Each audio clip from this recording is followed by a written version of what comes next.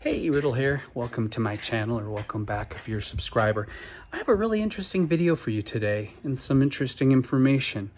A lot of times I like to touch on topics that other growers aren't. Things that are relevant to problem solving and keeping our orchards and gardens thriving in precarious climate conditions. Right now, as you are aware, and you may be in one of these cities across the nation, because the heat wave is spreading, the excess heat and sun can be really hard on our fruits and vegetables.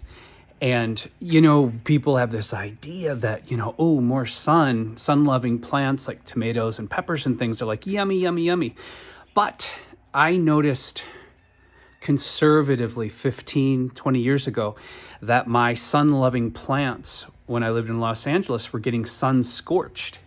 And even if your tomatoes and plants aren't showing signs of solar stress, is what it's called, they still may be experiencing solar stress and producing less fruits and vegetables because of that stress.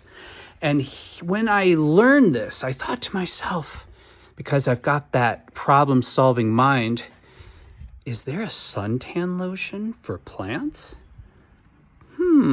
So I got online and I started searching, and sure enough, believe it or not, this is a fact.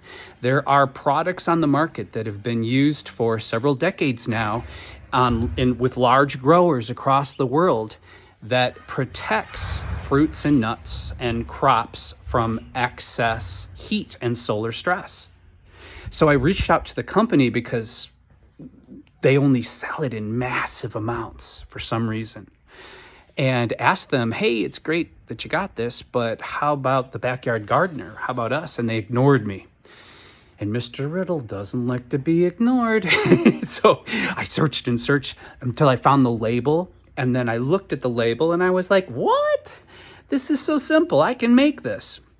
And there's different ways to make it, but it's super inexpensive. And when the heat goes up and all of my other growing friends either have really bad damage done to their crops, or they're, experiencing the things that come along with extreme heat and extreme sun, my plants are thriving.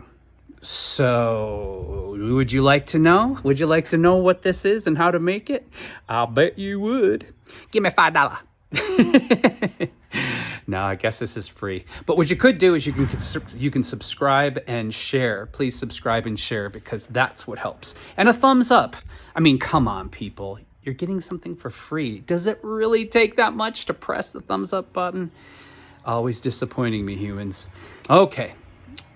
To those who do not want to disappoint me, I'm going to show you what this is. It's simply food-grade calcium carbonate. You want to make sure it's food grade and that it's not lye. Calcium carbonate.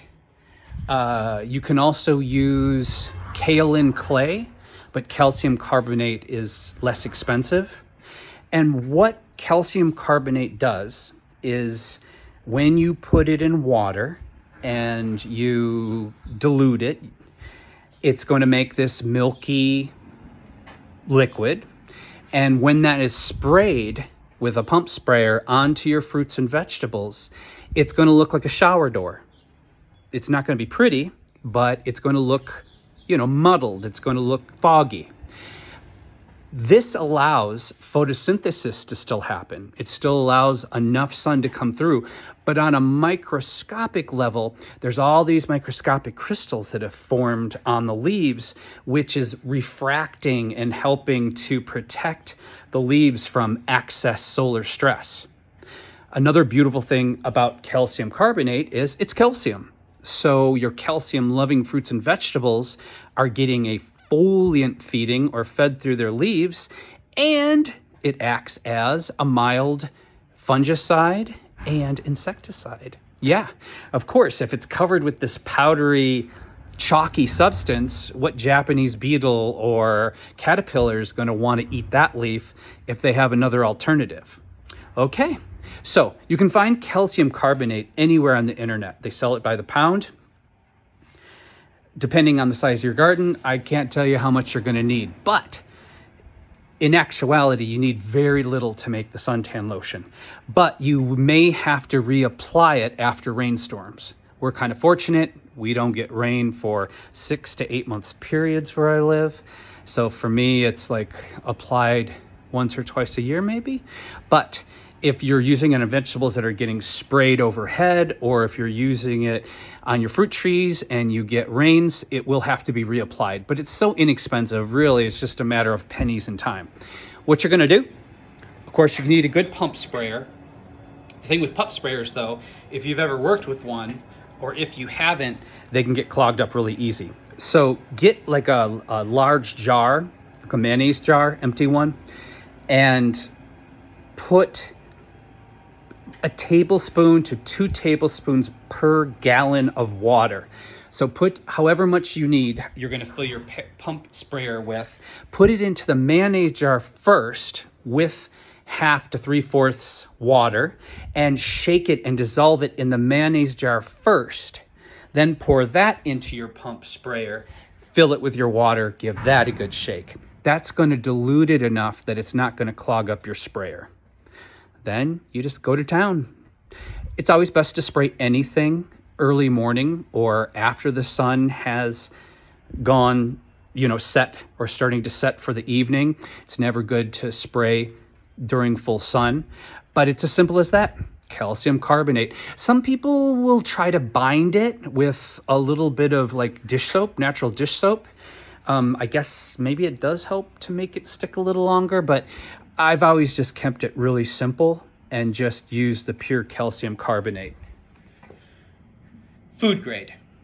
You can find it on Amazon probably. I know you can find it on eBay because that's where I got it. And a little bit goes a really long way. And this can save your summer garden from this extreme heat. It also helps to hold in moisture because it puts this coating on the leaves. So it actually does help the plants from drying out. But I will send you a link in the description box, or not send you a link, I'll put a link in the description box, and try it out. Let me know what happens. I'm just trying to help.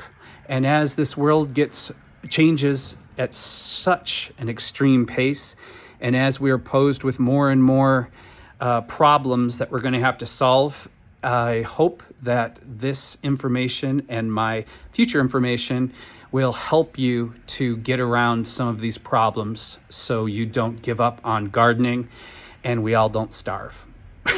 Bye for now. Please subscribe, it helps. Bye.